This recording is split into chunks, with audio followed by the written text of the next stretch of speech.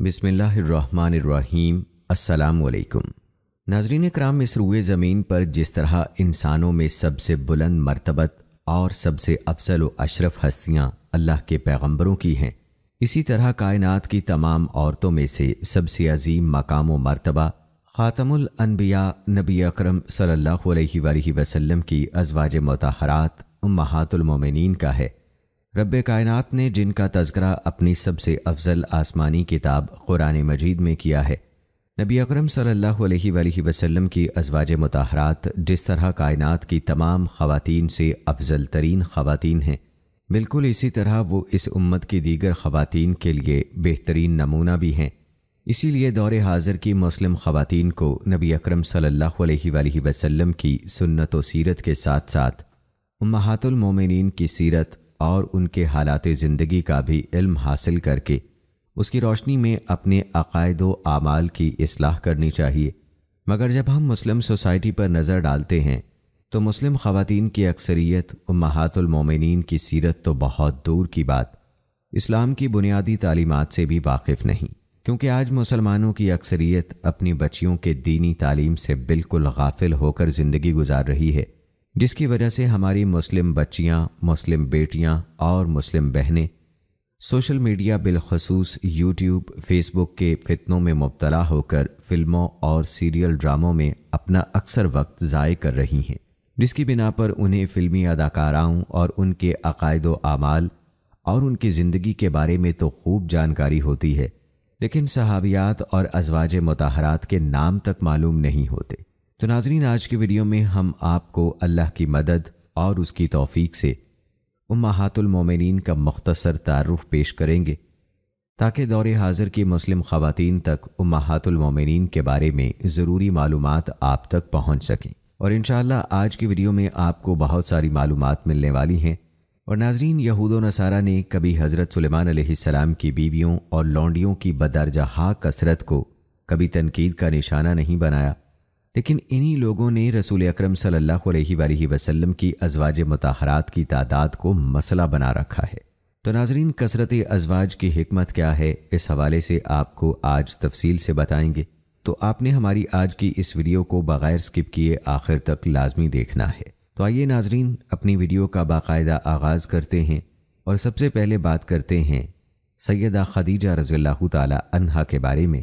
ہر زمانے کی خواتین ام المومنین سیدہ خدیجہ رضی اللہ تعالی عنہا کے مقام اور عظمت پر فخر کرتی ہے، جن کی رفاقت پر کائنات کی افضل ترین ہستی نبی مکرم حضرت محمد مصطفیٰ صلی اللہ علیہ وآلہ وسلم کو بھی ناز رہا۔ دین خدا پر جن کے احسانات ہمیشہ نبی اکرم صلی اللہ علیہ وآلہ وسلم کی زبان پر رہے، کوئی خاتون اس بی بی کی ہمسری نہیں کر سکتی جنہیں اللہ کے نبی صلی اللہ علیہ وآلہ وسلم کی پہلی شریک حیات ہونے کا اعزاز ملا، اور یہ ایسا اعزاز تھا کہ جس میں آپ رضی اللہ تعالی عنہا کی زندگی میں نبی اکرم صلی اللہ علیہ وآلہ وسلم نے کسی کو شریک نہ کیا۔ 25 سال کائنات کی افضل ترین ہستی کی واحد شریک سفر سیدہ خدیجہ رضی اللہ تعالی عنہا تھیں، جبکہ بقیہ 13 سالہ زندگی میں 11 امہات المومنین نبی اکرم صلی اللہ علیہ وآلہ وسلم کے حرم میں شامل ہوئیں۔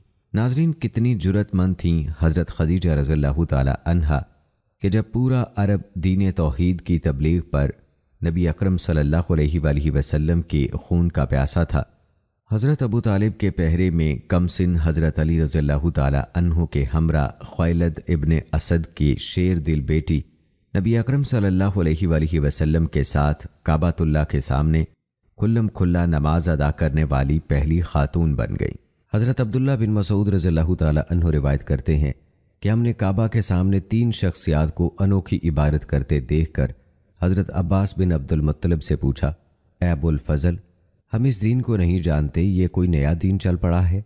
تو حضرت عباس رضی اللہ تعالی عنہ نے کہا، یہ میرا بھتیجا محمد بن عبداللہ ہے، یہ لڑکا علی بن ابی طالب ہے، اور یہ عورت محمد صلی اللہ علیہ وآلہ وسلم کی بیوی خدیجہ ہیں۔ باخدا سطح زمین پر ہم ان 3 کے علاوہ کسی کو نہیں جانتے جو اس دین کے مطابق اللہ تعالیٰ کی عبادت کرتا ہو۔ دوستو، حضرت خدیجہ الکبریٰ رضی اللہ تعالی عنہا کی شان میں کسی شاعر نے کیا خوب کہا ہے عالم اسلام پہ بے حد تیرے احسان، تھی ذات پیمبر تیری عظمت کی نگہبان۔ کتنی اعلی مقام ہستی تھیں کہ جن کے بارے میں وحی کے بغیر کلام نہ کرنے والے خاتم الانبیاء محمد مصطفیٰ صلی اللہ علیہ وآلہ وسلم نے فرمایا، خدا نے خدیجہ سے بہتر کوئی عورت مجھ محمد مصطفیٰ صلی اللہ علیہ وآلہ وسلم کو نہیں دی۔ وہ اس وقت ایمان لائیں جب لوگوں نے میرا انکار کیا، اور وہ اس وقت میری تصدیق کرتی تھیں جب لوگوں نے مجھے جھٹلایا۔ جب لوگوں نے مجھ پر پابندیاں لگائیں تو اس نے اپنی دولت کے ذریعے میری مدد کی، اور اللہ نے اس سے مجھے ایسی اولاد عطا کی جو دوسری ازواج سے عطا نہیں کی۔ حضرت انس رضی اللہ تعالیٰ عنہ روایت کرتے ہیں کہ رسول کریم صلی اللہ علیہ وآلہ وسلم نے فرمایا، 4 خواتین عالمین کی عورتوں سے افضل و برتر ہیں: مریم بنت عمران، مادر عیسیٰ، خدیجہ بنت خویلد، خاتون جنت فاطمہ الزہرا رضی اللہ تعالیٰ عنہا، اور حضرت آسیہ یعنی فرعون کی بیوی۔ اور دوستو، حضرت خدیجہ رضی اللہ تعالیٰ عنہا کی بیٹی ان چاروں میں بھی افضل ترین ٹھہریں، جیسا کہ فرمان رسول صلی اللہ علیہ وآلہ وسلم ہے کہ سب سے زیادہ فضیلت والی ہر زمانے کے اعتبار سے فاطمہ ہیں۔ حضرت خدیجہ رضی اللہ تعالیٰ عنہا کے فضائل اور عظمتوں کا احاطہ کسی صورت بھی اس مختصر سی ویڈیو میں ممکن نہیں۔ حضرت خدیجہ رضی اللہ تعالیٰ عنہا کے قصائد اور مناقب رسول خدا صلی اللہ علیہ وآلہ وسلم نے اس قدر بیان کیے کہ حضرت عائشہ رضی اللہ تعالیٰ عنہا بھی بیان فرماتی نظر آتی ہیں کہ مجھے یعنی ام المومنین حضرت عائشہ رضی اللہ تعالیٰ عنہا کو جتنا رشک حضرت خدیجہ رضی اللہ تعالیٰ عنہا پر آتا ہے، رسول اللہ صلی اللہ علیہ وآلہ وسلم کی کسی بیوی پر نہیں آتا تھا۔ حالانکہ میں نے انہیں دیکھا بھی نہیں تھا، لیکن رسول اللہ صلی اللہ علیہ وآلہ وسلم بکثرت انہیں یاد کرتے، اور اکثر آپ صلی اللہ علیہ وآلہ وسلم کوئی بکری ذبح فرماتے، پھر اس کے ایک ایک عضو کو جدا فرماتے، پھر اسے حضرت خدیجہ رضی اللہ تعالیٰ عنہا کی ملنے جلنے والیوں میں بھیج دیتے، اور کبھی میں آپ صلی اللہ علیہ وآلہ وسلم سے کہہ دیتی کہ دنیا میں خدیجہ کے سوا اور عورت ہی نہیں، تو فرماتے ہاں وہ ایسی ہی تھیں۔ سیدہ خدیجہ رضی اللہ تعالیٰ عنہا نزول وحی کے ابتدائی ایام میں آپ صلی اللہ علیہ وآلہ وسلم کو اپنے چچا زاد بھائی ورقہ بن نوفل کے پاس لے گئیں، جو مکہ کی پوری آبادی میں موحد صحیح العقیدہ نصرانی اور توریت و انجیل کے بڑے عالم و عامل تھے، اور انہوں نے رسول اللہ صلی اللہ علیہ وآلہ وسلم سے غار حرا میں جبرائیل امین اور نزول وحی کی سرگزشت سن کر پختہ یقین کے ساتھ آپ صلی اللہ علیہ وآلہ وسلم کے مبعوث من اللہ نبی ہونے کی بات کہی، تو حضرت خدیجہ رضی اللہ تعالیٰ عنہا نے فوراً اسلام قبول کر لیا۔ پوری امت میں سیدہ خدیجہ رضی اللہ تعالیٰ عنہا سب سے پہلے آپ صلی اللہ علیہ وآلہ وسلم کے مبعوث من اللہ نبی ہونے کی تصدیق کرنے والی ہیں، اور یوں آپ اسلام کی خاتون اول ہوئیں۔ یاد رہے کہ نبی کریم صلی اللہ علیہ وآلہ وسلم نے جب ام المومنین سیدہ خدیجہ رضی اللہ تعالیٰ عنہا سے شادی کی، اس کے بعد تقریباً 24 سال تک سیدہ خدیجہ رضی اللہ تعالیٰ عنہا زندہ رہیں۔ اس پورے 24 سالہ دور میں آپ صلی اللہ علیہ وآلہ وسلم نے کوئی دوسرا نکاح نہیں فرمایا۔ دوستو، یہ تھی چند امتیازی خصوصیات جو کہ حضرت خدیجہ رضی اللہ تعالیٰ عنہا کو حاصل تھیں۔ دوستو، حضرت خدیجہ رضی اللہ تعالیٰ عنہا کے بعد حضرت سودا رضی اللہ تعالیٰ عنہا حضور صلی اللہ علیہ وآلہ وسلم کا گھر سنبھالنے والی تھیں۔ نہایت سادہ طبع خاتون تھیں۔ فرماتی تھیں کہ مجھے دیگر ازواج سے مقابلے کی تو کوئی تمنا نہیں، ہاں یہ خواہش ضرور ہے کہ قیامت کے روز آپ کی بیویوں میں ہی میرا حشر ہو۔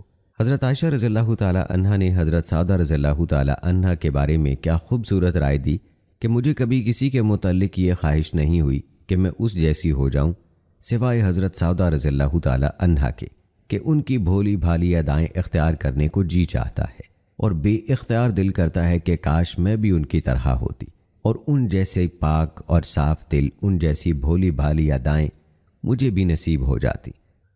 دراصل حضرت خدیجہ رضی اللہ تعالیٰ عنہا کی وفات سے حضرت صلی اللہ علیہ وآلہ وسلم کی گھریلو زندگی میں ایک خلا کا پیدا ہونا طبعی امر تھا۔ حضرت خدیجہ رضی اللہ تعالیٰ عنہا کی اولاد جو 4 بیٹیوں پر مشتمل تھی، ان کے سنبھالنے اور گھریلو انتظام و انصرام کے لیے حضور صلی اللہ علیہ وآلہ وسلم کو ایک فکر لاحق رہتی تھی۔ تنہائی اور اداسی کی ایک کیفیت تھی۔ صحابہ بھی نبی کریم صلی اللہ علیہ وآلہ وسلم کی یہ تکلیف محسوس کرتے تھے۔ ایک بزرگ صحابیہ حضرت خولہ بنت حکیم زوجہ حضرت عثمان بن مظعون رضی اللہ تعالی عنہا نے حضور صلی اللہ علیہ وآلہ وسلم کی خدمت میں حاضر ہو کر کمال ادب اور جرت سے یہ گزارش کی کہ یا رسول اللہ صلی اللہ علیہ وآلہ وسلم، آپ حضرت خدیجہ رضی اللہ تعالی عنہا کے بعد بہت تنہا اور اداس ہو گئے ہیں۔ رسول کریم صلی اللہ علیہ وآلہ وسلم نے فرمایا، ہاں، آخر وہ میرے بچوں کی ماں، گھر کی مالکہ اور نگران تھیں۔ دوستو، واقعی حضرت خدیجہ رضی اللہ تعالی عنہا نے حضور صلی اللہ علیہ وآلہ وسلم کے گھر کا نہایت احسن انتظام کیا ہوا تھا اور دینی فرائض اور ذمہ داریوں کی بجا آوری کے لیے آپ صلی اللہ علیہ وآلہ وسلم کو مکمل طور پر فارغ کر رکھا تھا۔ ان کے بعد ایک کمی کا محسوس ہونا قدرتی امر تھا۔ پھر مسلمانوں کی اجتماعی زندگی اور خواتین کی تعلیم و تربیت کے لحاظ سے بھی اس خلا کا پر کیا جانا بہت اہم تھا۔ حضرت خولہ رضی اللہ تعالی عنہا نے گویا مسلمانوں کی نمائندہ بن کر رسول اللہ صلی اللہ علیہ وآلہ وسلم کی خدمت میں بعض تجاویز بھی رشتوں کے سلسلے میں پیش کیں۔ حضور صلی اللہ علیہ وآلہ وسلم نے نسبتاً ایک معمر بیوہ خاتون حضرت سودہ رضی اللہ تعالی عنہا کی تجویز پسند فرمائی۔ اس کے لیے سلسلہ جنبانی کی ذمہ داری حضرت خولہ رضی اللہ تعالی عنہا ہی کے سپرد ہوئی۔ چنانچہ وہ ان کے گھر گئیں۔ پہلے تو خود حضرت سودہ رضی اللہ تعالی عنہا سے رسول اللہ صلی اللہ علیہ وآلہ وسلم کے رشتے کی بات کی۔ پھر حضرت خولہ رضی اللہ تعالی عنہا ان کے والد کے پاس گئیں تو انہوں نے بھی یہی کہا کہ اس سے بہترین اور معزز رشتہ سودا کے لیے اور کیا ہو سکتا ہے۔ چنانچہ یہ رشتہ طے ہو گیا اور حضرت سودہ رضی اللہ تعالی عنہا مکی دور میں ہی حضرت صلی اللہ علیہ وآلہ وسلم کے گھر میں آ گئیں۔ رسول اللہ صلی اللہ علیہ وآلہ وسلم نے آپ کا حق مہر 400 دینار مقرر فرمایا تھا۔ حضرت خدیجہ رضی اللہ تعالی عنہا کی وفات کے بعد 3 سال یا اس سے کچھ زائد عرصے تک حضرت سودہ رضی اللہ تعالی عنہا تنہا رسول کریم صلی اللہ علیہ وآلہ وسلم کے عقد میں رہیں، یہاں تک کہ مدینہ میں حضرت عائشہ رضی اللہ تعالی عنہا رخصت ہو کر حضور صلی اللہ علیہ وآلہ وسلم کے گھر آئیں، جن کا نکاح حضرت سودہ رضی اللہ تعالی عنہا سے پہلے حضور صلی اللہ علیہ وآلہ وسلم کے ساتھ ہو چکا تھا۔ بہرحال حضرت سودہ رضی اللہ تعالی عنہا کو یہ سعادت نصیب ہوئی کہ حضرت خدیجہ رضی اللہ تعالی عنہا کے بعد رسول اللہ صلی اللہ علیہ وآلہ وسلم کی پہلی بیوی ہونے کا اعزاز پایا۔ حضرت خدیجہ رضی اللہ تعالی عنہا سے رسول اللہ صلی اللہ علیہ وآلہ وسلم کی اولاد کو سنبھالا اور حضور صلی اللہ علیہ وآلہ وسلم کے گھر کو چلانے کی اہم ذمہ داری اور خدمت ادا کرنے کی توفیق پائی۔ روایات میں آتا ہے کہ جس زمانے میں رسول کریم صلی اللہ علیہ وآلہ وسلم نے اللہ تعالیٰ سے خبر پا کر دجال کی کچھ تفصیل بیان فرمائی، اتفاق سے ان علامتوں میں سے بعض باتیں مدینے میں موجود یہودیوں کے ایک بچے ابن سعد میں بھی پائی گئیں، تو حضور صلی اللہ علیہ وآلہ وسلم نے اس اندیشے کا اظہار فرمایا کہ کہیں ابن سعد ہی دجال نہ ہو۔ حضرت سودہ رضی اللہ تعالی عنہا پہلے ہی دجال سے بہت خوفزدہ تھیں، کیونکہ حضرت صلی اللہ علیہ وآلہ وسلم کی ہر بات پر انہیں کامل ایمان اور یقین تھا۔ حضور صلی اللہ علیہ وآلہ وسلم نے فرمایا تھا کہ دجال سے بڑا اور خوفناک فتنہ آج تک نہیں دیکھا گیا اور ہر گزشتہ نبی نے اس فتنے سے ڈرایا ہے۔ کہتے ہیں ایک روز حضرت حفصہ رضی اللہ تعالی عنہا حضرت عائشہ رضی اللہ تعالی عنہا کے گھر ملنے آئیں تو وہاں حضرت سودہ رضی اللہ تعالی عنہا بھی تشریف لے آئیں۔ انہوں نے یمن کی خوبصورت چادر اوڑھی ہوئی تھی اور زینت کی خاطر زعفران وغیرہ کا بھی استعمال کیا ہوا تھا۔ حضرت حفصہ رضی اللہ تعالی عنہا حضرت عائشہ سے کہنے لگیں کہ ابھی رسول اللہ صلی اللہ علیہ وآلہ وسلم تشریف لائیں گے تو دیکھیں گے کہ ان کی زینت ہم سے زیادہ ہے، اب دیکھنا میں یہ کیسے خراب کرتی ہوں۔ حضرت عائشہ نے فرمایا، اے حفصہ، اللہ کا تقوی اختیار کرو۔ حضرت سودہ ذرا اونچا سنتی تھیں۔ انہوں نے پوچھا، تم کیا کہہ رہی ہو؟ حضرت حفصہ نے کہا، کانا دجال ظاہر ہو گیا ہے۔ حضرت سودہ رضی اللہ تعالی عنہا نے پوچھا، کیا واقعی کانا دجال ظاہر ہو گیا ہے؟ حضرت حفصہ رضی اللہ تعالی عنہا نے کہا، ہاں۔ وہ کہنے لگی، پھر میں کہاں چھپ سکتی ہوں؟ حضرت حفصہ رضی اللہ تعالی عنہا نے کہا کہ آپ اس خیمے میں چھپ جائیں جس میں موسم سرما میں ہنڈیا وغیرہ پکایا کرتے تھے۔ اس خیمے میں مکڑی کے جالے بھی تھے۔ حضرت سودہ رضی اللہ تعالی عنہا اس میں چھپ گئیں۔ اتنی دیر میں رسول اللہ صلی اللہ علیہ وآلہ وسلم تشریف لائے تو وہ دونوں اتنا ہنس رہی تھیں کہ اس کی وجہ سے بات کرنا بھی مشکل تھا۔ رسول اللہ صلی اللہ علیہ وآلہ وسلم نے فرمایا، تمہاری ہنسی کی کیا وجہ ہے؟ انہوں نے خیمے کی طرف ہاتھ سے اشارہ کیا۔ رسول اللہ صلی اللہ علیہ وآلہ وسلم خیمے کی طرف گئے تو حضرت سودہ رضی اللہ تعالی عنہا مارے ڈر کے کانپ رہی تھیں۔ حضور صلی اللہ علیہ وآلہ وسلم نے پوچھا، کیا ہوا؟ انہوں نے بتایا، یا رسول اللہ صلی اللہ علیہ وآلہ وسلم، کانا دجال ظاہر ہو گیا ہے۔ آپ صلی اللہ علیہ وآلہ وسلم نے فرمایا، کہاں ظاہر ہوا ہے؟ اس نے تو ظاہر ہونا ہے۔ پھر حضور صلی اللہ علیہ وآلہ وسلم نے حضرت سودا کا ہاتھ پکڑا اور ان سے مٹی اور جالے وغیرہ صاف کیے۔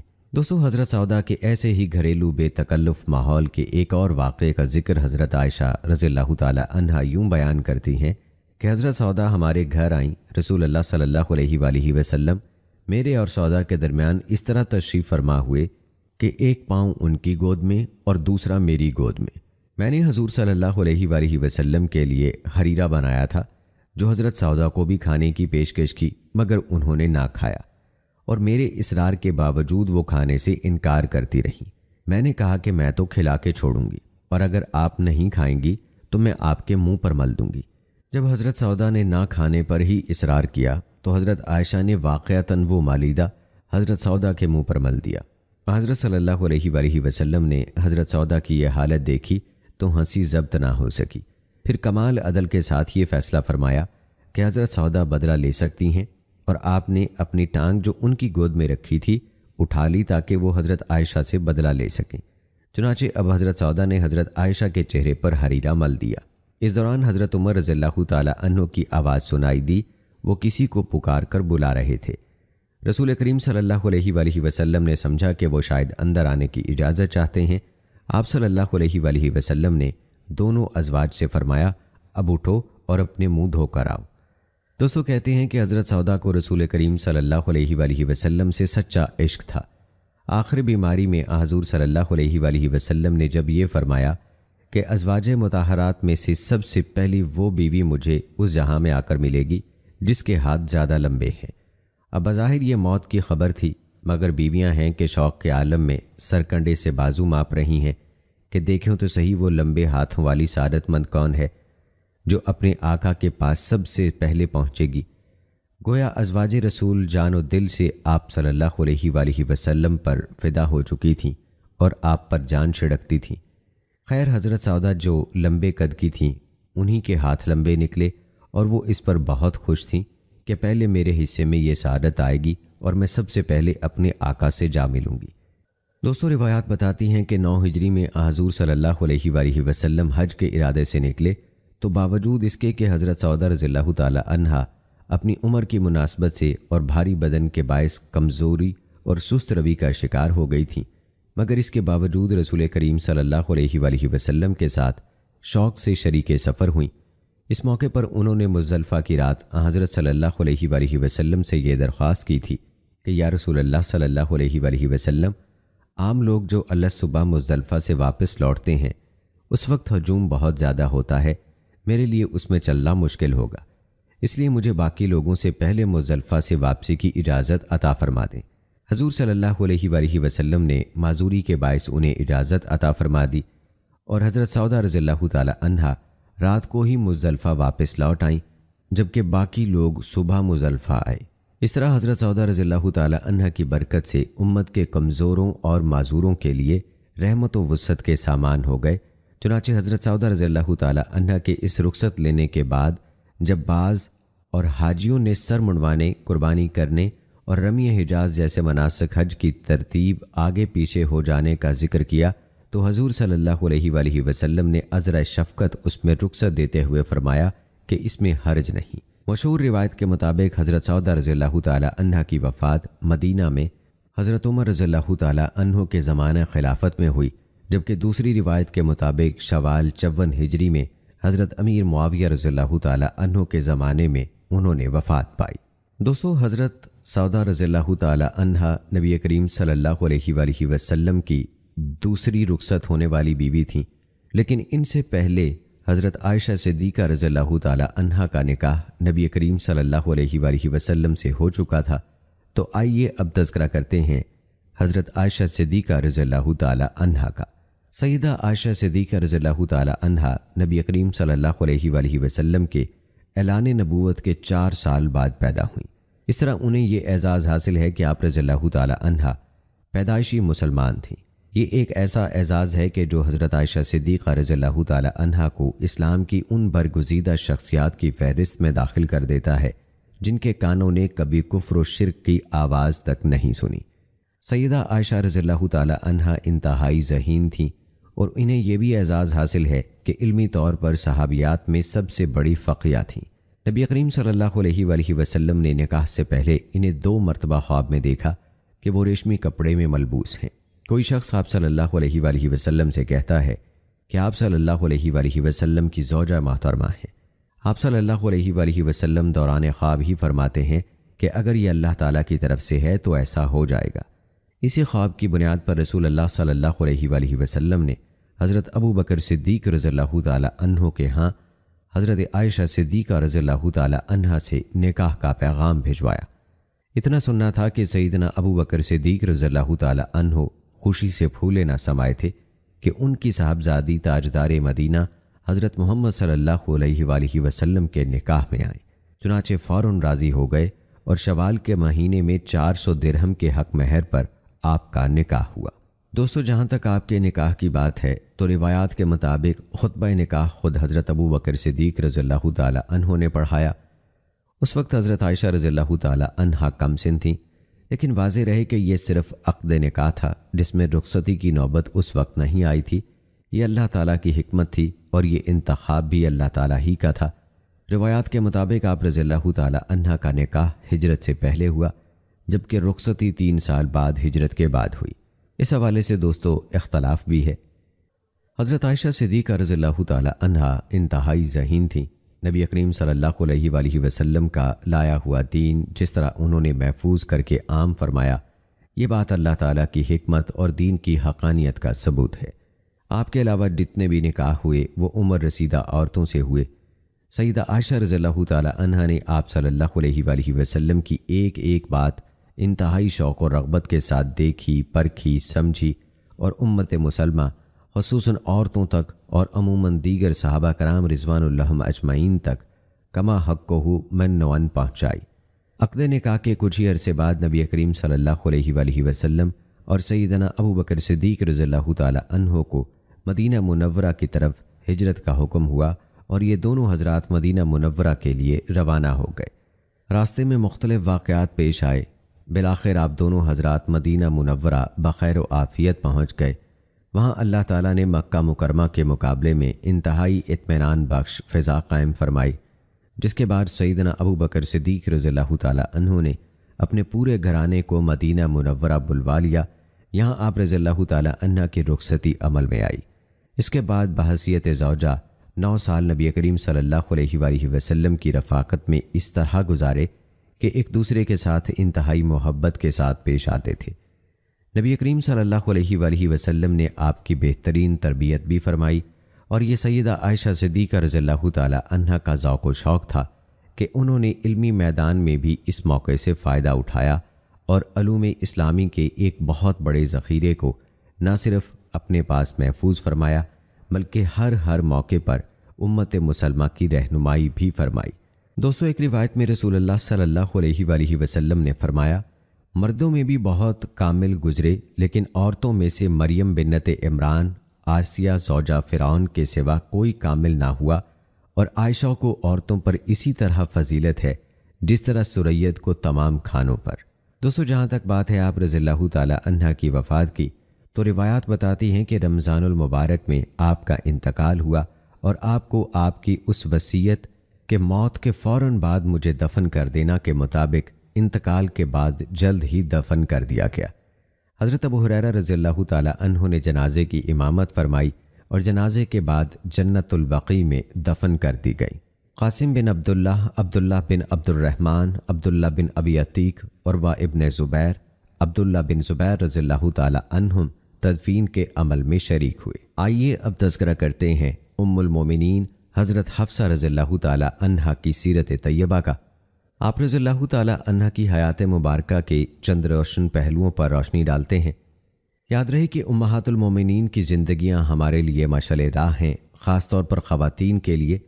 اس لیے چاہیے کہ امہات المومنین کی سیرت اور حیات طیبہ سے ہم خوب واقف ہوں، تبھی ہم ان کی اتباع اور پیروی کر سکیں گے۔ آپ کو بتاتے چلیں کہ ام المومنین حضرت سیدہ حفصہ رضی اللہ تعالیٰ عنہا امیر المومنین حضرت سیدنا عمر بن خطاب رضی اللہ تعالیٰ عنہ کی بیٹی تھیں، جو نبی کریم صلی اللہ علیہ وآلہ وسلم کے دوسرے خلیفہ تھے۔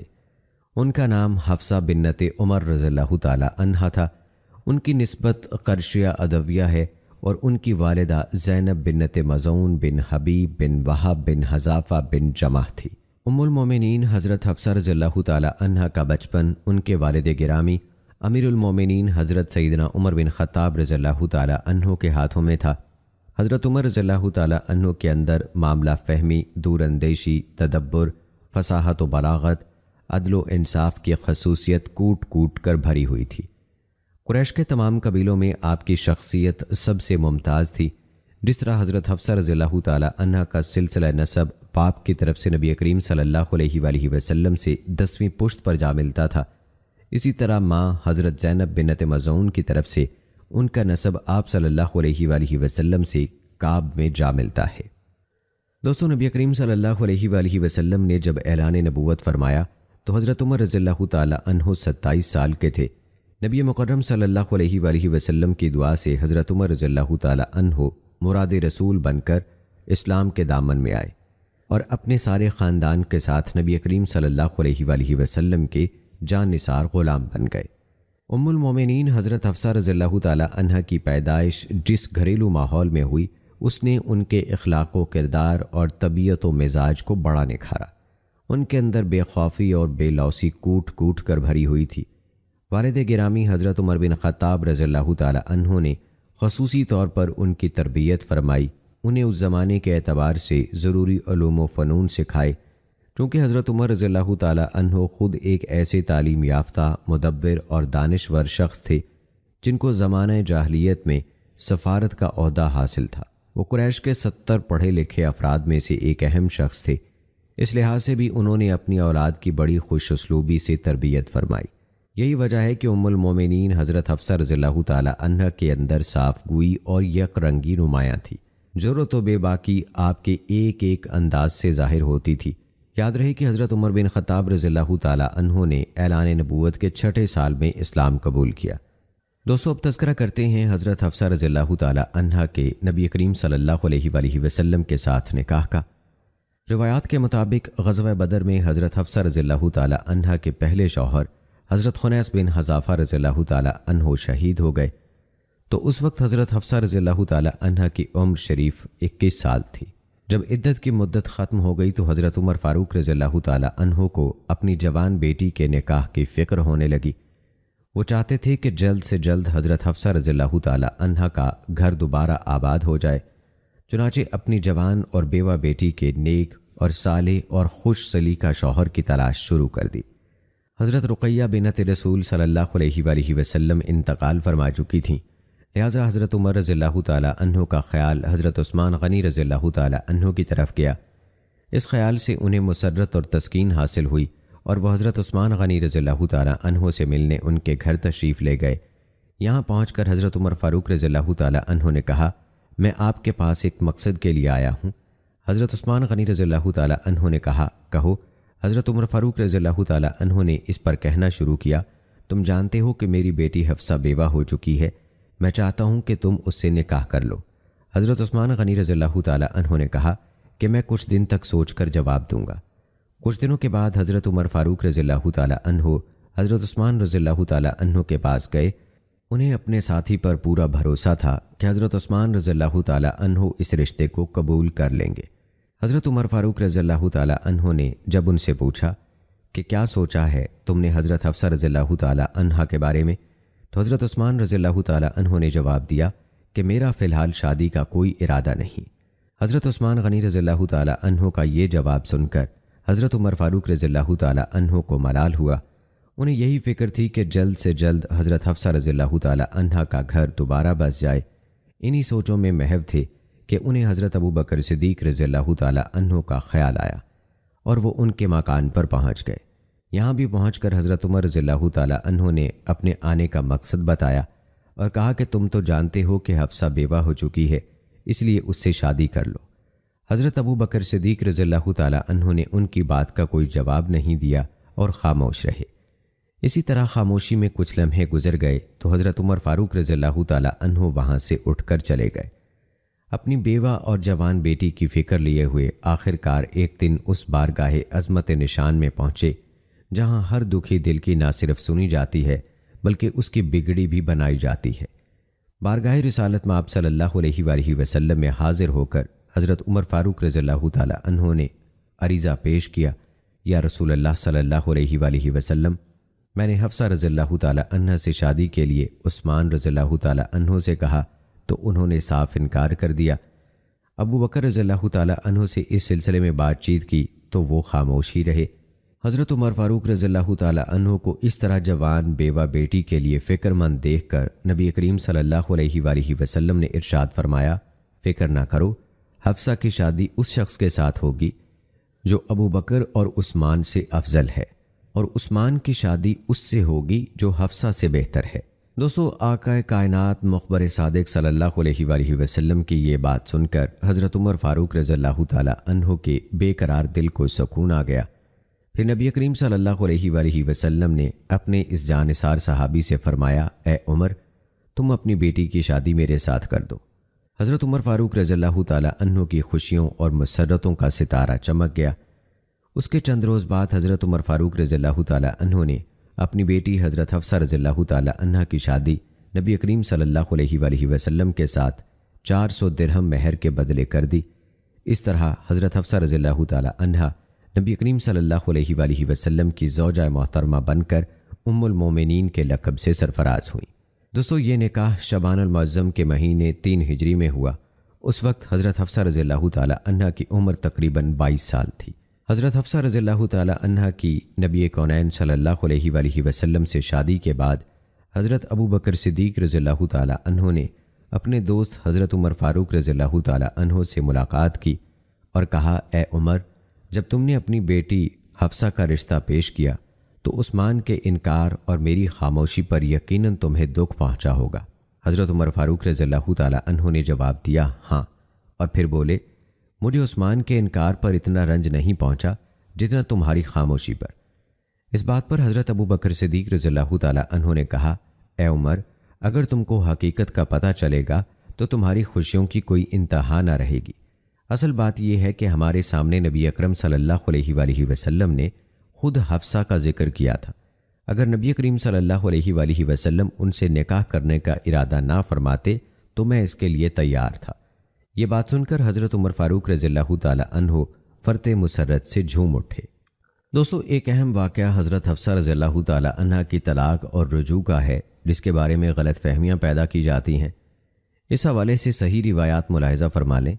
حضرت قیس بن زید رضی اللہ تعالی عنہ روایت فرماتے ہیں کہ نبی کریم صلی اللہ علیہ وآلہ وسلم نے حضرت حفصہ رضی اللہ تعالی عنہ کو طلاق دے دی تھی۔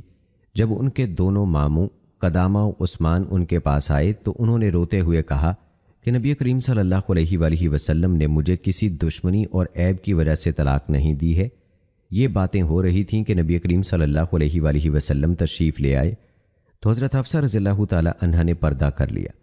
نبی کریم صلی اللہ علیہ وآلہ وسلم نے فرمایا کہ مجھے جبرائیل امین علیہ السلام نے کہا ہے کہ اللہ تعالیٰ آپ کو حکم دیتا ہے کہ حفصہ کو اپنے نکاح ہی میں رکھیے، اور جبرائیل امین کہتے ہیں کہ یہ انتہائی عبادت گزار اور کثرت سے روزے رکھنے والی ہے اور جنت میں بھی آپ کی اہلیہ ہوں گی۔ علامہ ابن عبد البر نے حضرت عمار بن یاسر سے روایت کردہ حدیث نقل کی ہے۔ وہ لکھتے ہیں کہ نبی کریم صلی اللہ علیہ وآلہ وسلم نے حضرت حفصہ رضی اللہ تعالی عنہ کو طلاق دینے کا ارادہ فرمایا تو حضرت جبرائیل امین علیہ السلام آپ کے پاس تشریف لائے اور فرمایا، اسے طلاق مت دو، اس لیے کہ یہ انتہائی زہد و تقوی والی اور اللہ تعالیٰ کے احکام پر سختی سے عمل کرنے والی، عبادت گزار، کثرت سے روزے رکھنے والی اور جنت میں بھی آپ کی اہلیہ ہوں گی۔ دوستو، بعض شارحین حدیث کہتے ہیں کہ ممکن ہے نبی کریم صلی اللہ علیہ وآلہ وسلم نے حضرت حفصہ رضی اللہ تعالی عنہ کو طلاق نہ دی ہو، بلکہ صرف ارادہ ہی فرمایا ہو، اور معاملہ جو بھی رہا ہوگا اس کو دیکھ کر حضرت حفصہ رضی اللہ تعالی عنہ اور دیگر حضرات نے یہ سمجھ لیا ہو کہ نبی کریم صلی اللہ علیہ وآلہ وسلم نے طلاق دے دی، جیسا کہ اس روایت میں بیان ہوا ہے۔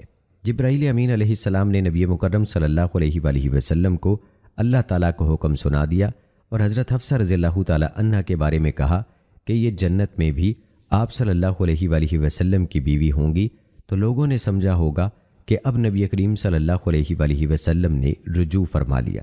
واللہ عالم۔ دوستو، اب بات کرتے ہیں حضرت حفصہ رضی اللہ تعالی عنہ کی وفات کی۔ تو یاد رہے کہ ام المومنین حضرت حفصہ رضی اللہ تعالی عنہا نے شعبان المعظم کے مہینے 45 ہجری میں مدینہ منورہ کے اندر وفات پائی، جبکہ آپ کی عمر شریف 40 یا 43 سال کی تھی۔ اس وقت حضرت امیر معاویہ رضی اللہ تعالی عنہ کی حکومت کا زمانہ تھا اور مروان بن حکم مدینے کا حاکم تھا۔ اسی نے نماز جنازہ پڑھائی اور کچھ دور تک ان کے جنازے کو بھی اٹھایا۔ پھر حضرت ابو ہریرہ رضی اللہ تعالی عنہ قبر تک جنازے کو کاندھا دیے چلتے رہے۔ حضرت حفصہ رضی اللہ تعالی عنہ کے دونوں بھائی حضرت عبداللہ بن عمر اور حضرت عاصم بن عمر رضی اللہ تعالی عنہ اور ان کے 3 بھتیجے حضرت سالم بن عبداللہ، حضرت عبداللہ بن عبداللہ اور حضرت حمزہ بن عبداللہ رضی اللہ تعالی عنہ میں ان کو قبر میں اتارا اور انہیں جنت البقیع میں دیگر ازواج مطہرات رضوان الہم اجمعین کے پہلو میں دفن کیا گیا۔ دوستو، حضرت حفصہ رضی اللہ تعالی عنہ کے بعد بات کرتے ہیں ام المومنین حضرت زینب بنت خزیمہ رضی اللہ تعالی عنہ کی۔ حضرت زینب بنت خزیمہ رضی اللہ تعالی عنہ کی ولادت باسعادت۔ روایت میں آتا ہے کہ نبی کریم صلی اللہ علیہ وآلہ وسلم کی بعثت مبارکہ سے 13 سال پہلے 795 عیسوی کی بات ہے کہ ایک دن خزیمہ بن حارث کے گھر میں بہت ساری عورتیں، رشتہ دار اور دوست احباب جمع تھے۔ جیسے ان لوگوں کو بڑی بے تابی سے کسی خوشخبری کا انتظار تھا۔ تھوڑی دیر نہیں گزری تھی کہ گھر میں سے ایک عورت آئی اور اس نے پوچھا، خزیمہ کہاں ہے؟ خزیمہ نے جیسے ہی اس عورت کی آواز سنی فوراً اس کی طرف متوجہ ہوا اور سوال کیا، کیا خبر لائی ہو؟ اس نے جواب دیا، خزیمہ، لڑکی ہوئی ہے، مبارک ہو، بڑی خوبصورت ہے اور اس کے چہرے سے خوشبختی اور بلند اقبالی ٹپک رہی ہے۔ عورت کی بات سن کر خزیمہ بےتابی اور مسرت کے ملے جلے تاثرات کے ساتھ کمرے کے اندر چلا گیا۔ بیوی کے پہلو میں لیٹی ہوئی اپنی خوبصورت بیٹی کو دیکھا تو اسے عجب سی کشش محسوس ہوئی۔ بے اختیار اس نے اپنی بیٹی کو پیار کیا اور کہا کہ یہ میری زینب ہے۔ اس طرح آپ کا نام زینب قرار پایا۔ دوستو، آپ رضی اللہ تعالی عنہ کے نکاح کے حوالے سے ایک قول یہ ہے کہ حضرت زینب بنت خزیمہ رضی اللہ تعالی عنہ عبیدہ بن الحارث بن عبد المطلب کی زوجیت میں تھیں اور اس سے پہلے وہ جہم بن عمر بن حارث حلالی کے نکاح میں تھیں جو ان کے چچا زاد بھائی تھے۔ آپ رضی اللہ تعالی عنہ کی یہ بھی امتیازی خصوصیت تھی کہ حضرت خدیجہ رضی اللہ تعالی عنہ کے بعد حضرت زینب رضی اللہ تعالی عنہ ہی کو یہ شرف حاصل ہوا کہ حضور نبی کریم صلی اللہ علیہ وآلہ وسلم کی زندگی میں ہی رخصت ہوئیں، جبکہ دیگر ازواج مطہرات نے حضور صلی اللہ علیہ وآلہ وسلم کے بعد وفات پائی۔ نبی کریم صلی اللہ علیہ وآلہ وسلم نے حضرت زینب بنت خزیمہ رضی اللہ تعالی عنہ کی خود نماز جنازہ پڑھائی اور انہیں جنت البقیع میں دفن کیا، اور آپ رضی اللہ تعالی عنہ پہلی ام المومنین تھیں جن کی تدفین جنت البقیع میں کی گئی۔ دوستو، آئیے اب تذکرہ کرتے ہیں حضرت ام سلمہ ہند بنت ابی امیہ مخزومیہ رضی اللہ تعالی عنہ کا۔ تاریخ نے اس عظیم خاتون کو شاندار الفاظ کے ساتھ یاد رکھا ہے۔ یہ مشہور خاتون تھیں۔ انہوں نے غزوہ احد میں مجاہدین کی صفوں کے پیچھے زخمیوں کی تیمارداری کی۔ انتہائی عقل مند اور معاملہ فہم خاتون تھیں۔ حدیبیہ کی صلح میں انہوں نے رسول اللہ صلی اللہ علیہ وآلہ وسلم کو نہایت کارگر مشورہ دیا تھا۔ ان کا عظیم ترین جہاد اپنے خاوند ابو سلمہ عبداللہ بن عبد الاسد رضی اللہ تعالی عنہ کے ساتھ حبشہ کی طرف ہجرت کرنا تھا۔ ابو سلمہ رضی اللہ تعالی عنہ نبی اکرم صلی اللہ علیہ وآلہ وسلم کے پھوپھی زاد اور رضائی بھائی تھے۔ ابو سلمہ نے غزوہ احد میں بہادری کے جوہر دکھائے، حتیٰ کہ وہ شدید زخمی ہو گئے۔ کچھ عرصے بعد زخم تو ٹھیک ہو گئے، لیکن تکلیف دوبارہ شروع ہو گئی، حتیٰ کہ یہی تکلیف پیام موت بن گئی۔ ابو سلمہ رضی اللہ تعالی عنہ اپنے پیچھے 4 بچے چھوڑ گئے، زینب، سلمہ، عمر اور درہ۔ رسول اللہ صلی اللہ علیہ وآلہ وسلم نے مناسب سمجھا کہ عملی طور پر ام سلمہ رضی اللہ تعالی عنہ سے تعاون کیا جائے اور ان کی عزت افزائی بھی کی جائے، کیونکہ وہ مخلص مہاجر عورتوں میں سے تھیں اور مدینہ منورہ میں ان کے بیٹوں کے علاوہ ان کا کوئی سہارا نہ تھا۔ ان سے تعاون کا طریقہ یہی تھا کہ آپ صلی اللہ علیہ وآلہ وسلم نے انہیں اپنے حبالہ عقد میں لے آئے۔ ام سلمہ رضی اللہ تعالی عنہ سے روایت ہے، انہوں نے کہا کہ ایک دن ابو سلمہ رضی اللہ تعالی عنہ نے مجھے اللہ کے رسول صلی اللہ علیہ وآلہ وسلم کے حوالے سے ایک بات بتائی۔ میں بہت خوش ہوئی۔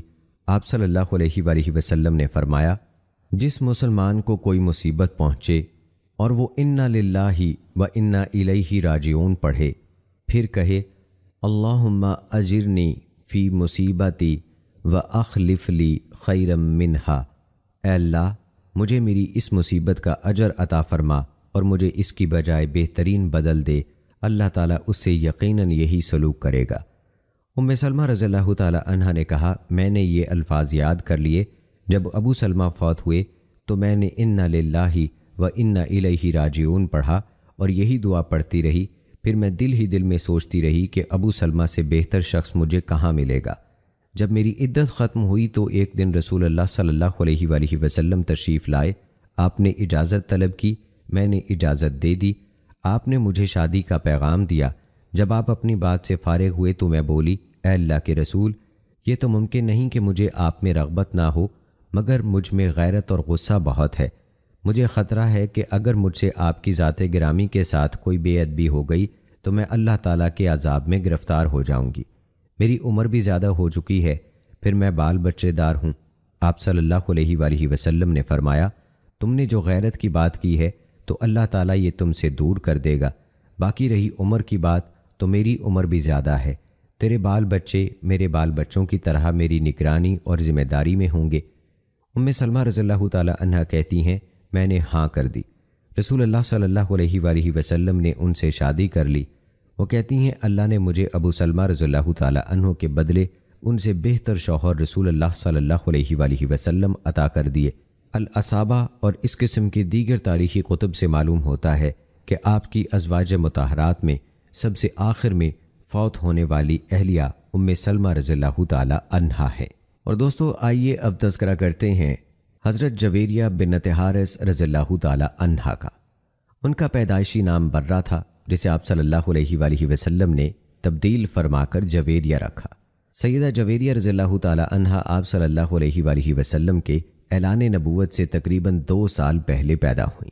جہاں تک بات ہے آپ رضی اللہ تعالیٰ عنہا کے پہلے نکاح کی، تو جب سیدہ جویریہ رضی اللہ تعالیٰ عنہا بالغ ہوئیں تو آپ کے والدین کو آپ کی شادی کی فکر لاحق ہوئی۔ صفوان بن ابی شفر بن سرح بن مالک بن جزیمہ ایک دن ان کے گھر آئے۔ صفوان اور حارث دونوں کا قریبی رشتہ بھی تھا۔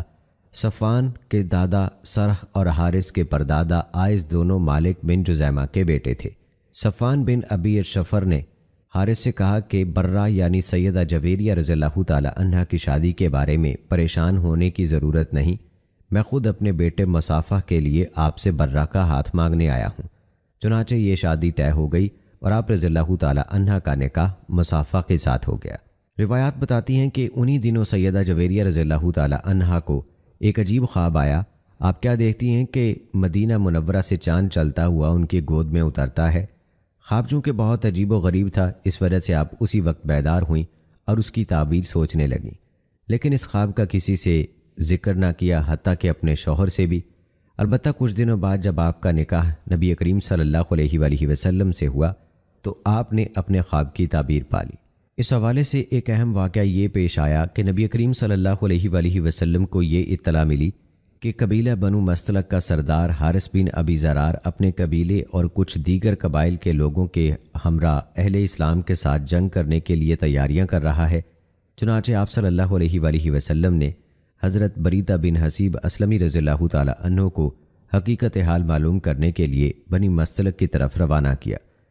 انہوں نے وہاں پہنچ کر حارث بن زرار سے ملاقات کی اور بات چیت کی اور واپس آ کر رسول اللہ صلی اللہ علیہ وآلہ وسلم کو حالات سے باخبر کی، تاکہ واقعی بنی مستلق اور دیگر قبائل کے لوگ حارث بن ابی زرار کی قیادت میں مسلمانوں پر حملہ آور ہونے والے ہیں۔ چنانچہ آپ صلی اللہ علیہ وآلہ وسلم نے صحابہ کرام کو جنگ کی تیاری کا حکم دیا اور 2 شعبان 5 ہجری کو بنی مستلق کی طرف روانہ ہوئے، اور سفر میں امہات المومنین میں سے سیدہ عائشہ رضی اللہ تعالیٰ عنہا اور سیدہ سلمہ رضی اللہ تعالیٰ عنہا بھی آپ صلی اللہ علیہ وآلہ وسلم کے ساتھ تھیں۔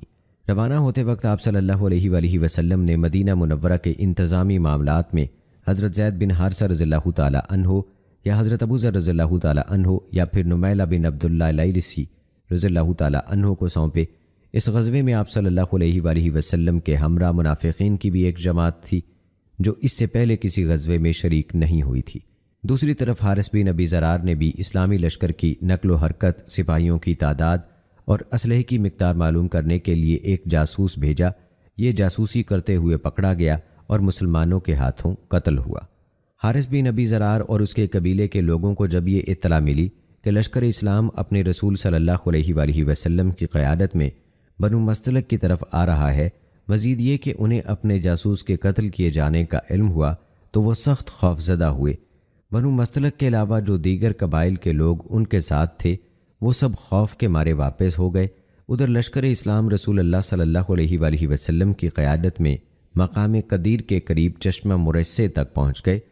حارث بن ابی ضرار نے یہ صورتحال دیکھی تو آمادہ جنگ ہو گئے۔ رسول اللہ صلی اللہ علیہ وآلہ وسلم نے صحابہ کرام رضوان اللہ اجمعین کی صف بندی فرمائی، اسلامی لشکر کا جھنڈا حضرت ابو بکر صدیق رضی اللہ تعالی عنہ کو دیا اور خاص انصار کا جھنڈا حضرت سعد بن عبادہ انصاری رضی اللہ تعالی عنہ کے ہاتھ میں۔ یہ جنگ کچھ دیر تک جاری رہی، دونوں طرف سے تیروں کا تبادلہ ہوا۔ اس کے بعد رسول اللہ صلی اللہ علیہ وآلہ وسلم کے حکم سے صحابہ کرام رضوان اللہ اجمعین نے یکبارگی حملہ کیا اور بنو مستلق کے قدم اکھڑ گئے، مسلمان فتح یاب ہو گئے اور مشرکین نے شکست کھائی۔ بنو مستلق کے 11 آدمی مارے گئے، جن میں سیدہ جویریہ رضی اللہ تعالی عنہا کے پہلے شوہر مصافہ بن صفان بھی شامل تھے اور 600 کے قریب گرفتار ہوئے۔ ان قیدیوں میں بنو مستلق کے سردار حارث بن ابی ضرار کی بیٹی برہ یعنی حضرت جویریہ رضی اللہ تعالی عنہا بھی تھیں۔ سیدہ عائشہ رضی اللہ تعالی عنہا فرماتی ہیں، میں نے دیکھا کہ جویریہ دروازے کے پاس کھڑی ہوئی تھیں۔ جویریہ نے کہا، اے اللہ کے رسول، میں حارث کی بیٹی جویریہ ہوں، میرا معاملہ آپ سے مخفی نہیں ہے کہ جنگی قیدی ہوں اور لونڈی بنائی گئی ہوں۔ میں ثابت بن قیس بن شماس کے حصے میں آئی ہوں، میں نے ان سے اپنے بارے مکاتبت کر لی ہے۔ میں آپ کی خدمت میں اس لیے حاضر ہوئی ہوں کہ آپ اس بارے میں میرے ساتھ تعاون فرمائیں۔ آپ صلی اللہ علیہ وآلہ وسلم نے فرمایا، کیا تم اس سے بہتر معاملہ پسند نہیں کرتی؟ انہوں نے کہا، اے اللہ کے رسول وہ کیا؟ آپ صلی اللہ علیہ وآلہ وسلم نے فرمایا، میں تمہاری طرف سے تمہاری رقم ادا کر دیتا ہوں اور آپ سے شادی کر لیتا ہوں۔ اور آئیے دوستو، اب ذکر کرتے ہیں ام المومنین حضرت زینب بنت جہش رضی اللہ تعالی عنہا کا۔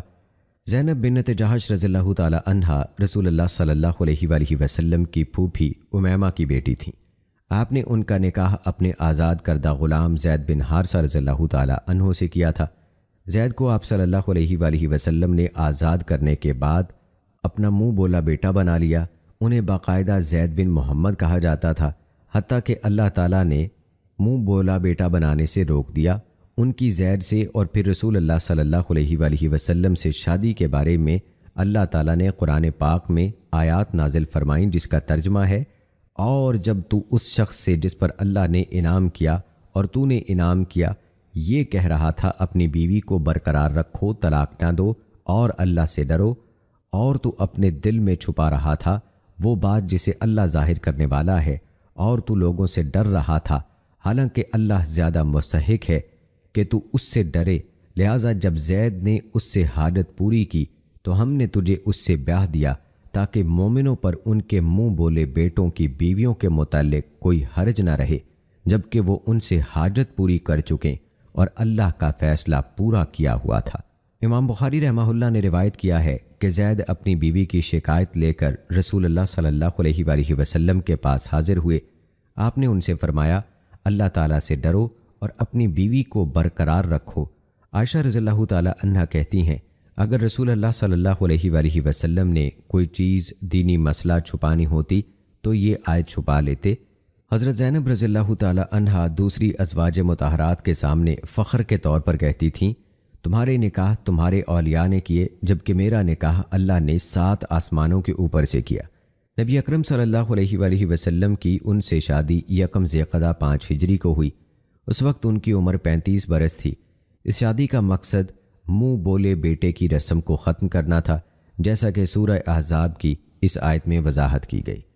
اس آیت کریمہ کی منقول تفسیر کا خلاصہ یہ ہے کہ اللہ تعالیٰ نے پہلے ہی سے آپ صلی اللہ علیہ وآلہ وسلم کو بتا رکھا تھا کہ عنقریب زینب آپ صلی اللہ علیہ وآلہ وسلم کی بیوی بنے گی، مگر آپ اس بات کے اعلان سے ڈرتے تھے، مبادہ مخالفین شور برپا کر دیں، لو جی اب تو انہوں نے اپنی بہو کے ساتھ بھی شادی رچا لی ہے، جبکہ اللہ تعالیٰ چاہتا تھا کہ منہ بولے بیٹے اور اس کے متعلق جاہلیت کی تمام رسم و رواج ختم کر دیے جائیں۔ اس کا سب سے بہترین طریقہ یہی تھا کہ منہ بولے بیٹے کی بیوی سے شادی کرائی جائے، اور وہ بھی نبی کریم صلی اللہ علیہ وآلہ وسلم جیسی عظیم شخصیت کے ذریعے سے، تاکہ مسلمانوں کو اس پر عمل کرنے میں کوئی ہچکچاہٹ نہ رہے۔ صحیح بخاری سے اخذ کردہ اس جائزے کے بعد ہمیں ان غیر معتبر روایات کا جائزہ لینے کی کوئی ضرورت نہیں رہتی جن میں رسول اللہ صلی اللہ علیہ وآلہ وسلم کی زینب سے شادی کے متعلق افسانے تراشے گئے ہیں، خصوصاً واقعی کی روایت جو ہر دور میں زندیق، بے دین، مستشرقین اور ان جیسے دیگر خود غرض لوگوں کے لیے مشغافیوں کے سامان مہیا کرتی رہی ہیں۔ دوستو آئیے اب ذکر کرتے ہیں حضرت ام حبیبہ رضی اللہ تعالی عنہا کا۔ ام حبیبہ رضی اللہ تعالی عنہا اپنے خاوند عبید اللہ بن جہش اسدی کے ساتھ حبشہ ہجرت کر گئی تھیں۔ وہاں جا کر خاوند عیسائی ہو گیا اور انہیں چھوڑ دیا۔ رسول اللہ صلی اللہ علیہ وآلہ وسلم کو ان کے خاوند کے عیسائی ہو جانے کے باوجود ان کے اسلام پر قائم رہنے کا پتہ چلا تو آپ نے عمر بن امیہ زمری کو نجاشی کے پاس بھیجا کہ ام حبیبہ رضی اللہ تعالی عنہا کو میری طرف سے نکاح کا پیغام دیں۔ وہ بڑی خوشی سے راضی ہو گئیں۔ نجاشی نے آپ کی طرف سے بطور وکیل ام حبیبہ رضی اللہ تعالی عنہا کا نکاح رسول اللہ صلی اللہ علیہ وآلہ وسلم سے کر دیا۔ ام حبیبہ رضی اللہ تعالی عنہا نے اپنے چچا زاد بھائی خالد بن سعید بن عاص کو اپنا وکیل مقرر کیا۔ نکاح کے بعد نجاشی نے ان کو شرحبیل بن حسنہ رضی اللہ تعالی عنہ کے ساتھ آپ کی خدمت میں بھیج دیا۔ مہر اور سامان ضرورت نجاشی نے اپنی طرف سے مہیا کیا۔ یہ 7 ہجری کی بات ہے، اس وقت ان کی عمر 30 سال سے زیادہ تھی۔ عبید اللہ بن جہش سے ان کی ایک بچی تھی جس کا نام حبیبہ تھا۔ اس امر میں اختلاف ہے کہ یہ بچی مکہ میں پیدا ہوئی یا حبشہ میں۔ اس شادی کی حکمت کسی سے مخفی نہیں کہ ام حبیبہ رضی اللہ تعالی عنہا کا خاوند غیر ملک میں جا کر مرتد ہو گیا۔ باپ اسلام کا سخت مخالف تھا اور غزوہ بدر کے علاوہ باقی تمام جنگوں میں مسلمانوں کے خلاف قریش کی قیادت کرتا رہا تھا۔ جی ہاں دوستو، آپ کو بتاتے چلیں کہ ان کے والد محترم کا نام تھا ابی سفیان، جو کہ بعد میں اسلام لائے تھے۔ اور دوستو جب مسلمانوں نے خیبر فتح کیا تو بہت سی عورتیں قید ہوئیں، ان میں حضرت صفیہ رضی اللہ تعالی عنہا بھی شامل تھیں۔ وہ دہیہ رضی اللہ تعالی عنہا کے حصے میں آ گئیں۔ لوگوں کی تجویز پر آپ صلی اللہ علیہ وآلہ وسلم نے ان کو دہیہ سے خرید لیا، پھر آپ نے انہیں آزاد کر کے ان سے نکاح کر لیا۔ مدینہ منورہ کو واپسی کے دوران آپ نے ان کے ساتھ شب بسری کی۔ اس رات حضرت ابو ایوب انصاری رضی اللہ تعالی عنہ نے رضاکارانہ طور پر آپ کے خیمے پر پہرا دیا۔ انہیں خدشہ تھا کہ کہیں صفیہ رضی اللہ تعالی عنہا رسول کریم صلی اللہ علیہ وآلہ وسلم کے خلاف دھوکے سے کوئی کارروائی نہ کر گزریں۔ یہ صرف ان کا وہم تھا، ورنہ وہ تو اسی دن دل سے مسلمان ہو چکی تھیں جس دن آپ نے انہیں منتخب کیا تھا، اور ان کے دل میں اللہ کے رسول صلی اللہ علیہ وآلہ وسلم کے خلاف ذرا بھر کینہ نہیں تھا۔ اس کی واضح دلیل یہ ہے کہ جب آپ خیبر سے صرف 6 میل کے فاصلے پر تھے، آپ نے ان کے ساتھ شب بسری کا ارادہ کیا تو انہوں نے انکار کر دیا۔ جب آپ خیبر سے 12 میل کے فاصلے پر صحابہ کے مقام پر پہنچے تو وہ آمادہ ہو گئیں۔ آپ نے ان سے پہلی دفعہ انکار کا سبب پوچھا تو وہ کہنے لگیں، وہاں خیبر قریب تھا، مجھے خطرہ تھا کہ یہودی آپ کو کوئی نقصان نہ پہنچائے۔ یہ سن کر رسول اللہ صلی اللہ علیہ وآلہ وسلم کے دل میں ان کی محبت اور بڑھ گئی۔ رسول اللہ صلی اللہ علیہ وآلہ وسلم نے ان سے فرمایا، تمہارا باپ تمام یہودیوں سے زیادہ مجھ سے دشمنی رکھتا تھا، حتیٰ کہ اللہ تعالیٰ نے اسے واصل جہنم کر دیا۔ وہ کہنے لگیں، اے اللہ کے رسول، اللہ تعالیٰ اپنی عظیم کتاب میں فرماتا ہے، کوئی بوجھ اٹھانے والا کسی دوسرے کا بوجھ نہیں اٹھائے گا۔ رسول اللہ صلی اللہ علیہ وآلہ وسلم نے ان سے فرمایا، تمہیں اختیار ہے، اگر اسلام قبول کرو تو میں تمہیں اپنے لیے رکھوں گا، اور اگر یہودیت پسند کرو تو میں تمہیں آزاد کر دوں گا۔ تم اپنی قوم کے پاس چلی جانا۔ انہوں نے کہا، اے اللہ کے رسول، میں تو آپ کی دعوت دینے سے پہلے ہی اسلام قبول کر چکی ہوں اور آپ کی تصدیق کر چکی تھی۔ مجھے یہودیت سے کوئی دلچسپی نہیں، نہ اس سلسلے میں مجھے اپنے والد یا بھائی کی کوئی پرواہ ہے۔ آپ نے مجھے کفر و اسلام میں اختیار دیا ہے تو اللہ اور رسول مجھے آزادی اور اپنی قوم میں واپسی جانے سے بدرجہ زیادہ محبوب ہیں۔ لہٰذا رسول اللہ صلی اللہ علیہ وآلہ وسلم نے انہیں اپنے گھر بسا لیا۔ حضرت صفیہ رضی اللہ تعالی عنہا کی والدہ بنو قینقاع سے تھیں۔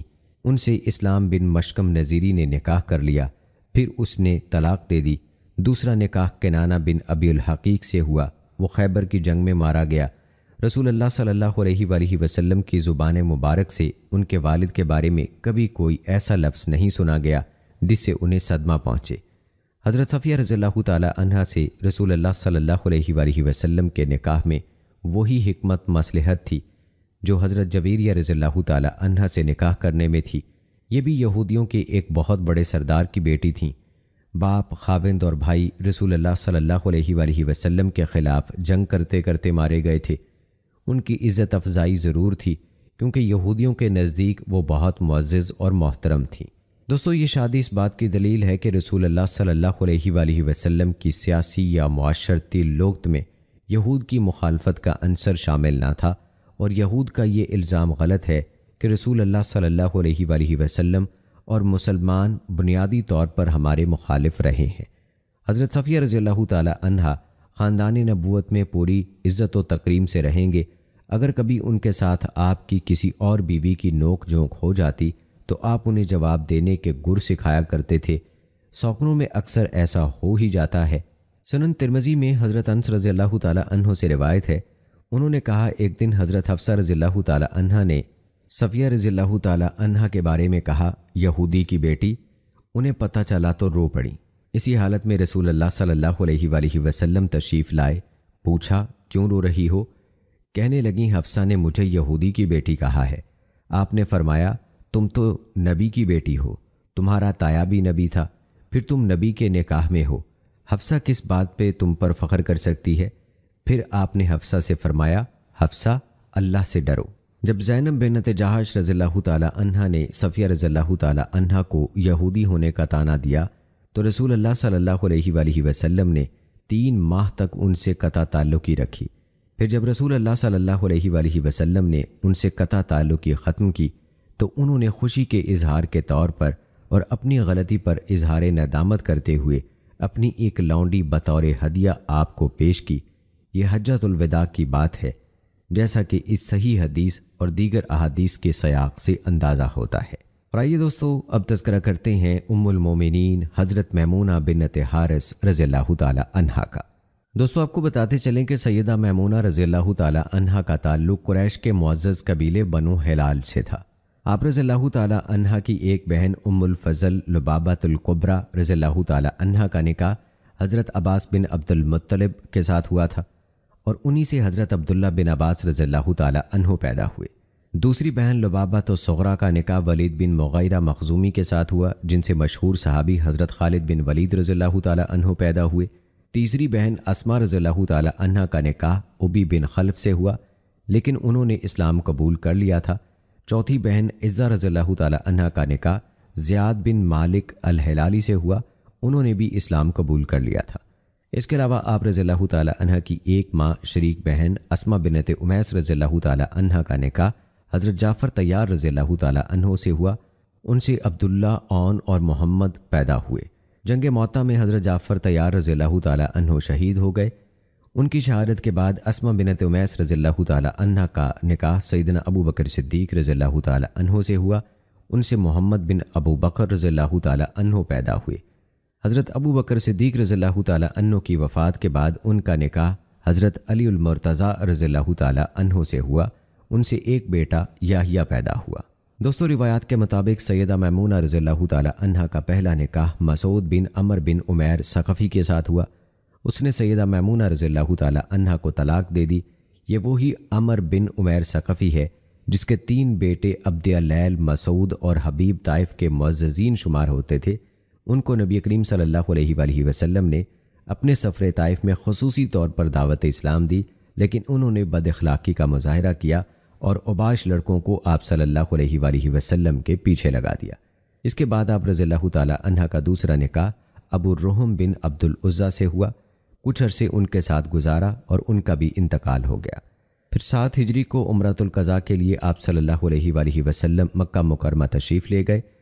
اسے عمرۃ القضاء اس لیے کہا جاتا ہے کہ اس سے 1 سال پہلے ذوالقعدہ 6 ہجری میں آپ صلی اللہ علیہ وآلہ وسلم نے ایک خواب دیکھا کہ میں مدینہ منورہ سے مکہ گیا ہوں، وہاں میں نے بیت اللہ کا طواف کیا۔ صحابہ کرام سے اس خواب کا ذکر فرمایا تو صحابہ کرام رضوان اللہ مجمعین نے بھی اس خواہش کا اظہار کیا کہ ہم بھی آپ کی معیت میں شرف ہمراہی چاہتے ہیں۔ چنانچہ آپ صلی اللہ علیہ وآلہ وسلم نے صحابہ کرام کو ہمراہی لیا۔ جب آپ مقام حدیبیہ پہنچے جو مکہ کے قریب ہے اور اس کا کچھ حصہ حدود حرم میں بھی داخل ہے، تو کفار نے مزاحمت کی، مختصر یہ کہ چند کڑی شرائط کے ساتھ آپ کو واپس لوٹنا پڑا۔ ان میں ایک شرط یہ بھی تھی کہ آئندہ سال عمرے کے لیے تشریف لائیں اور جتنے دن اہل مکہ چاہیں آپ وہاں رہ سکتے ہیں، اسلحے کے بغیر آنا، ہاں صرف تلواریں لانے کی اجازت ہوگی اور وہ بھی میان میں ہوں گی۔ چنانچہ رسول اللہ صلی اللہ علیہ وآلہ وسلم ماہ ذیقعدہ 7 ہجری کو تشریف لائے۔ آپ صلی اللہ علیہ وآلہ وسلم کے ہمراہ صرف وہ صحابہ کرام تشریف لائے جو صلح حدیبیہ میں آپ کے ساتھ شریک تھے۔ آپ صلی اللہ علیہ وآلہ وسلم اور صحابہ کرام رضوان اللہ مجمعین نے عمرہ ادا فرمایا۔ اسی دوران جب آپ صلی اللہ علیہ وآلہ وسلم عمرۃ القضاء کو ادا فرما چکے اور مکہ مکرمہ ہی میں تشریف فرما تھے تو حضرت عباس رضی اللہ تعالیٰ عنہ نے نبی کریم صلی اللہ علیہ وآلہ وسلم سے عرض کی کہ یا رسول اللہ صلی اللہ علیہ وآلہ وسلم، آپ برہ یعنی میمونہ بنت حارث کو اپنے رشتہ ازدواج سے جوڑ لیں، چونکہ سیدہ میمونہ رضی اللہ تعالیٰ عنہا کی بہن ام الفضل لبابۃ الکبریٰ رضی اللہ تعالیٰ عنہا حضرت عباس رضی اللہ تعالیٰ عنہ کی اہلیہ تھیں۔ آپ رضی اللہ تعالیٰ عنہ خاندانی طور پر سیدہ میمونہ رضی اللہ تعالیٰ عنہا کو اچھی طرح جانتے تھے اور آپ رضی اللہ تعالیٰ عنہا کے اعلیٰ اخلاق و کردار سے خوب واقف تھے، اس لیے نبی کریم صلی اللہ علیہ وآلہ وسلم سے گزارش کی کہ آپ ان سے نکاح فرما لیں۔ آپ صلی اللہ علیہ وآلہ وسلم نے قبول فرمایا۔ حضرت عباس رضی اللہ تعالیٰ عنہ نے 400 درہم حق مہر کے عوض آپ کا نکاح کر دیا۔ دوستو آئیے اب آخر میں ہم ذکر کرتے ہیں حضرت ماریہ قبطیہ رضی اللہ تعالیٰ عنہ کی حیات مبارکہ کے حوالے سے۔ آپ رضی اللہ تعالیٰ عنہ کی سیرت کے حوالے سے آپ کو آگاہ کرتے ہیں۔ بعض علماء نے آپ رضی اللہ تعالیٰ عنہ کو امہات المومنین میں شامل کیا ہے، جبکہ بعض نے آپ رضی اللہ تعالیٰ عنہ کو امہات المومنین میں شامل نہیں کیا۔ یہ ایک الگ موضوع ہے، لیکن یاد رہے کہ حضرت ماریہ قبطیہ رضی اللہ تعالیٰ عنہا حرم نبی صلی اللہ علیہ وآلہ وسلم میں آنے والی واحد مصری خاتون تھیں۔ ان کا آبائی تعلق عیسائی مذہب سے تھا، وہ شاہی گھرانے سے تعلق رکھتی تھیں۔ انہیں ایک بادشاہ نے نبی کریم صلی اللہ علیہ وآلہ وسلم کی خدمت میں بھیجا تھا۔ یہ آپ صلی اللہ علیہ وآلہ وسلم کے بیٹے ابراہیم رضی اللہ تعالیٰ عنہ کی والدہ تھیں۔ 2-3 اور لونڈیوں کا ذکر بھی ملتا ہے۔ ایک لونڈی جو قیدیوں سے آپ کو ملی تھیں، دوسری لونڈی زینب بنت جہش نے آپ کو دی تھی، اور تیسری ریحانہ بنت زید جن کے بارے میں اختلاف ہے، ان کے بارے میں بھی ہم آپ کو تفصیل سے ابھی آپ کو بتائیں گے۔ اس حوالے سے بھی اختلاف ہے۔ صحیح یہ ہے کہ وہ آپ صلی اللہ علیہ وآلہ وسلم کی کنیز ہی تھیں۔ روایت ہے کہ جب ماریہ قبطیہ رضی اللہ تعالیٰ عنہ سے ابراہیم رضی اللہ تعالیٰ عنہ پیدا ہوئے تو آپ صلی اللہ علیہ وآلہ وسلم نے فرمایا، ان کے بیٹے نے انہیں آزاد کر دیا۔ جس معاشرے میں بیویوں کی کثرت تھی اور لونڈیاں رکھنا عام رواج تھا، اور یہ عمل کسی بھی شخص کی مالی اور جسمانی قوت پر موقوف تھا، اس میں اگر آپ صلی اللہ علیہ وآلہ وسلم 20 لونڈیاں رکھتے تب بھی یہ کوئی قابل اعتراض بات نہ تھی۔ یہود و نصارہ نے ہمارے علم کے مطابق سلیمان علیہ السلام کی بیویوں اور لونڈیوں کی بدرجہ کثرت کو کبھی تنقید کا نشانہ نہیں بنایا، لیکن بڑے تعجب کی بات ہے کہ انہیں ناانصاف لوگوں نے رسول اللہ صلی اللہ علیہ وآلہ وسلم کی کثرت ازواج کو مسئلہ بنا رکھا ہے۔ اس کا سبب تعصب اور خود غرضی کے سوا اور کچھ نہیں۔ ہم دوستو آپ کو کثرت ازواج کی حکمت کے حوالے سے بھی آگاہ کریں گے، لیکن اس سے پہلے ذکر کرتے ہیں ریحانہ بنت زید بن عمر بن خفافہ رضی اللہ تعالی عنہا کا۔ رسول اکرم صلی اللہ علیہ وآلہ وسلم کی ازواج میں ریحانہ بنت زید بن عمر نظریہ اور بعض کہتے ہیں کہ قرضیہ تھیں۔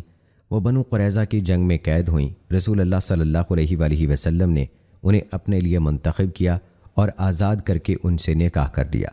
بعد ازاں آپ نے انہیں ایک طلاق دے دی، پھر رجوع کر لیا۔ بعض حضرات کا خیال ہے کہ وہ آپ کی قابل احترام مملوکہ تھیں اور آپ صلی اللہ علیہ وآلہ وسلم نے ان کے ہاں اسی حیثیت سے شب بسری کیا کرتے تھے، لہٰذا وہ ان کا شمار ازواج مطہرات کی بجائے آپ کی محترم کنیزوں میں کیا کرتے ہیں۔ ان کی وفات کے بارے میں بھی اختلاف ہے کہ رسول اللہ صلی اللہ علیہ وآلہ وسلم سے پہلے فوت ہوئیں یا بعد میں۔ مورخین نے کسی ایک بات کو ترجیح نہیں دی۔